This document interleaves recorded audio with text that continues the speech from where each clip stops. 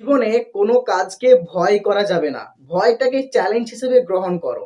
ধরো তুমি যদি একজন ছাত্র হয়ে থাকো, তাহলে যে সাবজেক্টটাকে তোমার সবথেকে বেশি ভয়, সেই সাবজেক্টের উপর বেশি করে গুরুত্ব দাও। যে সাবজেক্টটা তোমার ভালো লাগে না, সেই সাবজেক্টটাকে প্রিয় করার চেষ্টা করো। কারণ ধরো তোমার একটা সাবজেক্টে তোমার ভয় ভীতি আছে, সেই জন্য তুমি সেই সাবজেক্টটাকে পড়ছো না। মানে কি, তুমি সেই সাবজেক্টে পিছিয়ে যাচ্ছ, সেই সাবজেক্টে তুমি দুর্বল হয়ে যাচ্ছ, যেটা কিন্তু তোমার কখনোই করা যাবে না। ধরো তোমার অঙ্কে সব থেকে বেশি দুর্বলতা আছে, তবে তোমাকে প্রতিদিন অঙ্ক করতে হবে, এবং যে অঙ্কটা বুঝতে পারছো না সেটা স্যার বা ম্যাডামের কাছে বুঝে নাও। অঙ্কটাকে কঠিন লাগছে বলে অঙ্কটাকে ছেড়ে দিয়ে চলে যেও না, তাহলে কিন্তু তুমি সব থেকে বড় ভুল করছো, যেটা আমরা প্রত্যেকেই করে থাকি।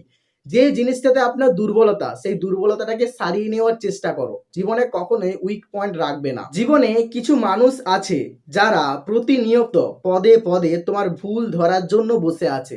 তারা তোমাকে বলবে তোমার ভুল হয়েছে, কিন্তু কোন খানটাতে তোমার ভুল হয়েছে সেটা তারা কেউ ধরিয়ে দেবে না। হয়তো তোমার পুরোটাই ঠিক আছে, জাস্ট একটু ভুল আছে, সেটাকে তারা এমনভাবে প্রকাশ করবে যেন আপনি জীবনে সব থেকে বড় ভুল করেছেন। তাই আপনাদের কাছে আমার একটাই অনুরোধ, কেউ যদি ভুল করে থাকে তাহলে তার ভুলের জায়গাটা ধরিয়ে দাও, যাতে সে নিজেকে সংশোধন করতে পারে। কখনোই তাকে তিরস্কার করবে না, কখনোই তাকে ডিমোটিভেট করবে না। কারণ তুমি যদি অন্যকে ডিমোটিভেট করার চেষ্টা করো, তবে তুমি নিজেই ডিমোটিভেট হয়ে যাবে।